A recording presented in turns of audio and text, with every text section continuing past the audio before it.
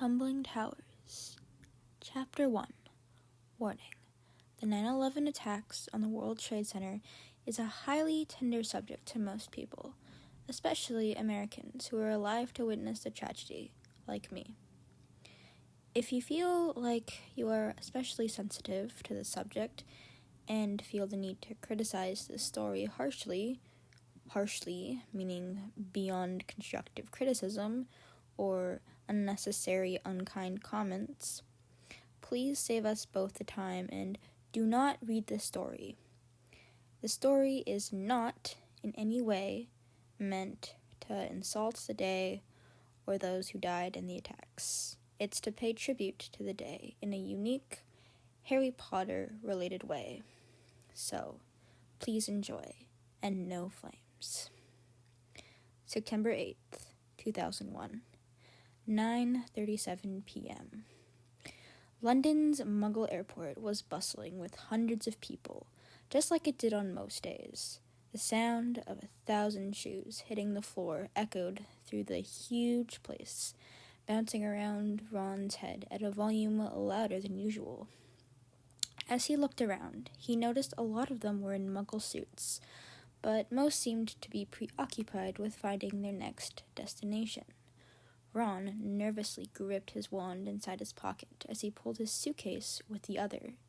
This seemed like the kind of place where Death Eaters would attack.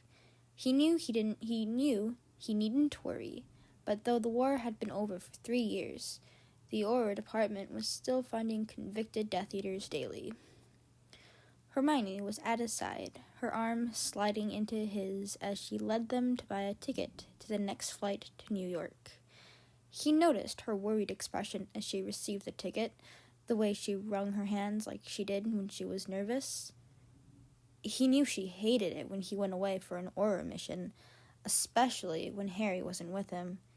He couldn't help feeling a little sorry for himself. He knew she meant well, but he felt as if she didn't think he could look out for himself unless Harry was there with him. In a haze, he realized Hermione was pushing his ticket into his hand, which now also held his boarding pass and his passport. He suddenly realized he didn't have his suitcase, only his carry-on bag over his shoulder. He looked back and comprehended that Hermione had dropped it off with the rest of the luggage that was going with his flight. They arrived at his gate, and he numbly sat down as Hermione spoke to the lady behind the desk.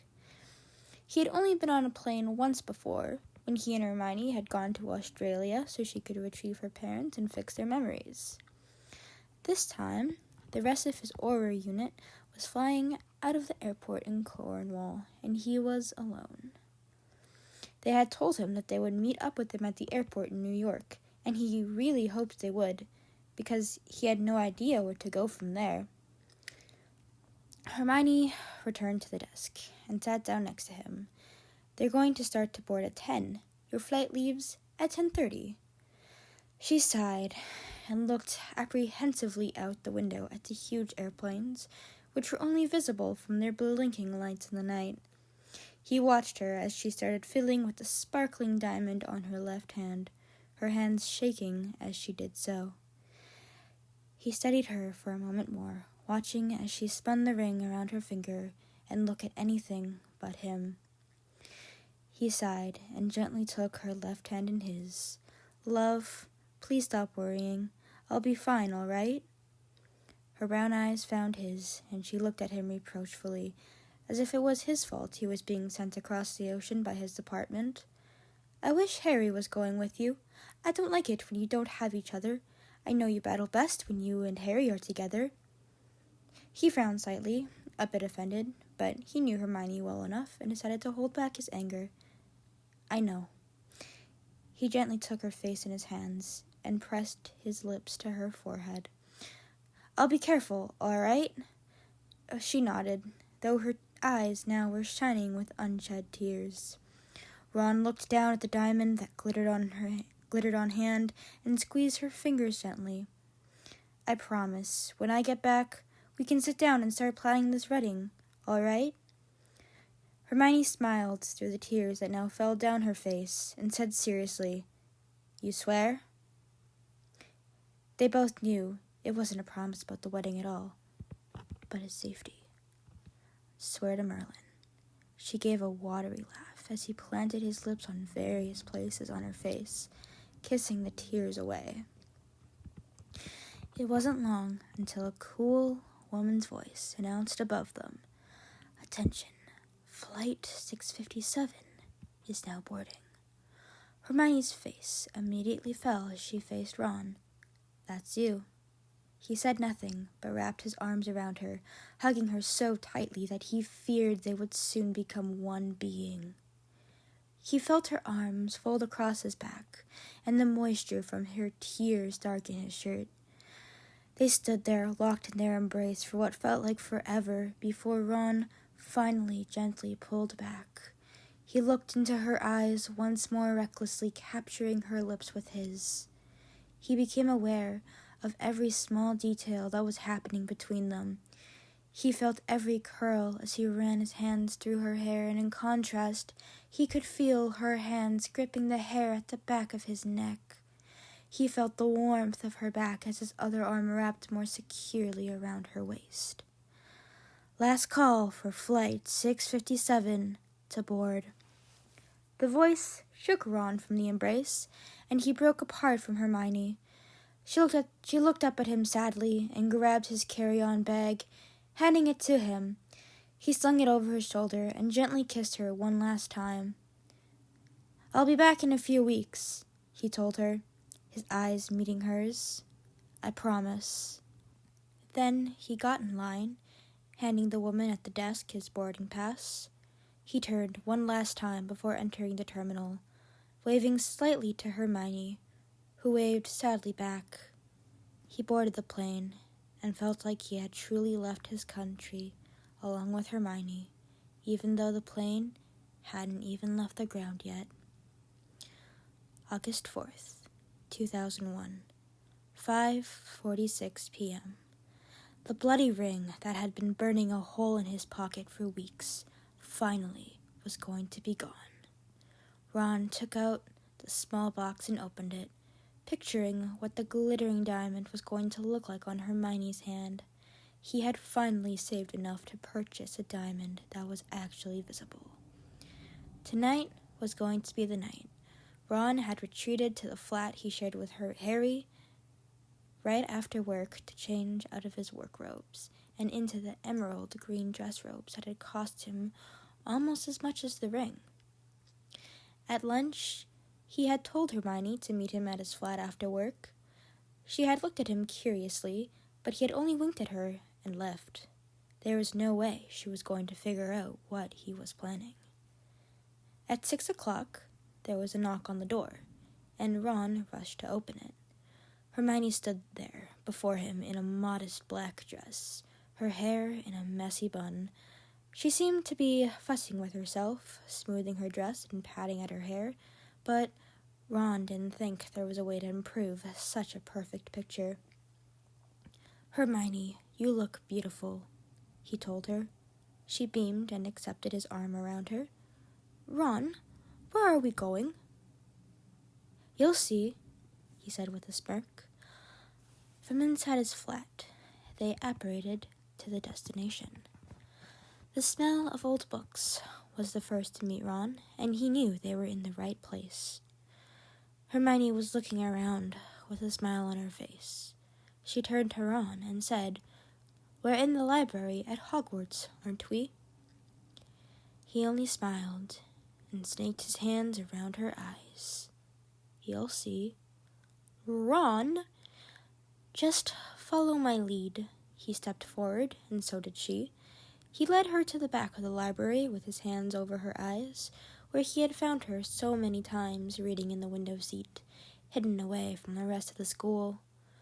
When he led Hermione around the final turn, he grinned at the sight of 2 chairs and a table set with candles and an elegant dinner placed in the middle of the huge space in the back of the library. It had cost him 2 months of savings, but George had pulled through for him. He removed his hands from Hermione's eyes, and she gasped at the sight. She shot Ron a huge smile as he pulled out one of the chairs for her. Once they were tucked into the dinner, they began to talk about everything there was to talk about. Though they had been best friends for such a long time, they still got to learn something new about the other person every day. Ron realized that no matter how many conversations he had with Hermione, he never got bored. She would talk to him about her day, but he wasn't always listening. Sometimes he would use the time to simply gaze at her features, wondering how on earth he had gotten so lucky. Halfway into their meal, Hermione was talking about the 5 essays she had to have done by Friday when Ron felt like his carefully planned proposal was going to burst out of him if he didn't do it now. Hermione, he had cut her off, and her eyes narrowed. When she read his soft expression, however, she said, "Was I talking too much again?" Ron grinned. "You always do, but I love that about you. Speaking of that, I was just thinking of the reasons why we should get married." Her eyes widened, but after a moment she recovered and raised an eyebrow. "Well, I don't know," she said as she sipped her brandy with a smirk playing at her lips.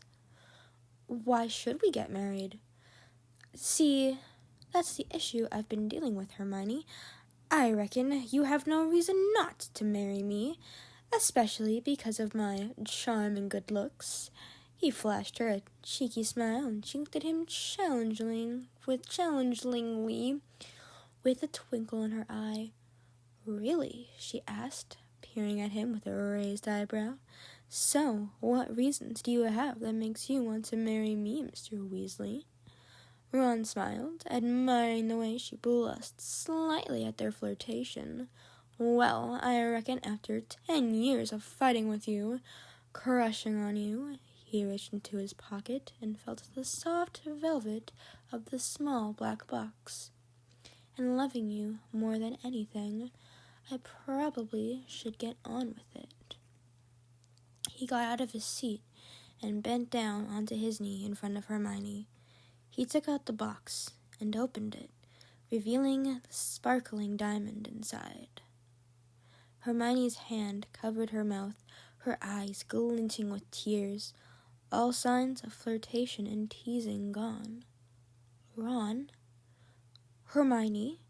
He looked up at her seriously now, drinking in every part of her. "Will you do a huge favor for me? And make me your husband? I know we fight a lot, but I swear I'll take care of you and love you more than anything else." He was cut off when her lips pressed against his, causing him to forget everything he was going to say. She wrapped her hands around his head and tugged him closer to her. He smiled and enveloped her in his arms. When they finally broke apart, he spoke to her with his lips an inch away from hers. "Is that a yes, then?" August 10th, 2001, 10:44 p.m. Ron stepped out of his fireplace and onto the hearth, ruffling his hair to get the suit out. He looked up and noticed how dark the flat was. A small crack of light was seen behind his and Hermione's bedroom from the space between the door and the floor. He dropped his briefcase on the kitchen table and approached the door, wrenching it open. Hermione was sitting cross-legged on their bed, deeply immersed in a book. She looked up when he entered and raised an eyebrow questioningly. He approached her and gently kissed her lips. "Sorry, love. They kept me late again." "You said you'd be home at 7, Ron. That was almost 4 hours ago." She glared at him reproachfully and turned back to her book. Ron furrowed his eyebrows and fell onto their bed, taking Hermione into his arms. "I'm sorry, Hermione. I really am. The department's really keeping me busy." "Yes, Ron. My job keeps me busy too," she burst out, wriggling out of his arms. "But I have an 8-hour day, and I come home at 6 every night." He frowned at her and thought about his day and the news he needed to tell her. She looked away, disgusted, and rolled off their bed, marching into the bathroom and slamming the door behind her. He heard the water in the sink turn on and knew she was brushing her teeth to avoid talking to him. He sighed and changed out of his robes, replaying the news he had gotten from his head Auror in his head. Moments later, Hermione emerged from the bathroom, frowning at him as she reluctantly crawled into their bed next to him. Before she could pick up her book, however, Ron blurted out, "Hermione, I need to talk to you." She looked over at him and met his eyes. She seemed to read the earnest in his eyes and said nothing, but gave him her full attention. He inched towards her and took her hands, feeling her engagement ring under his thumb. He took it as a good sign that she didn't pull away. "Hermione, I'm not sure how to tell you this, but they're assigning me to another Auror mission." She seemed to take a sharp intake of breath, closing her eyes for a moment. For how long? He could sense the tears were coming, so he wrapped an arm around her, pressing his lips to her forehead. "Only a month, but it's in New York." She looked at him incredulously, her eyes lit with a new fire, but this time it was different. It was sadder. "New York? Why do they want to send you there?" Ron sighed. "Our head has reasoning to suspect there's a group of Death Eaters building a new sort of cult under the city." "Under the city? Like underground?" He nodded, squeezing her hand. "We'll be underground for most of the time. Our head says we're leaving on the 8th of September. In between then and now, they'll be training us to get ready to go underground." He studied Hermione's face apprehensively, watching as her face fell in sadness. "But you," she stammered, and he squeezed her tighter to his side, kissing her temple. Finally, she burst out, "You can't go underground, Ron, especially in a foreign country. It's too dangerous. And you just proposed. I can't be planning a wedding without you around." Tears were falling down her face, and Ron felt his heart slowly start to break. He embraced her, tucking her head under his chin. He hated himself for putting her through this. "I'm so sorry, Hermione. If I could get out of it, I would, but they're making me go." He was watching her carefully again, gazing at her as she wiped the tears from her cheeks. Finally, she sighed and spoke once more. "I suppose I can't do anything about it. Just promise me you'll be careful. Please, Ron. I can't lose you. It would end my world." She cut off as he kissed away her tears, finally capturing her lips with his. He looked deep into her sad brown eyes and saw all the worries that were going through her head. He kissed her one last time for the night and said, with the strongest earnest he could muster, "I promise, Hermione." She seemed satisfied, but it was difficult to tell behind her mask of stony sadness. She looked like she was already planning his funeral. He just held her tighter and kissed every part of her face all over again. Finally, before she fell asleep in his arms at night, she whispered,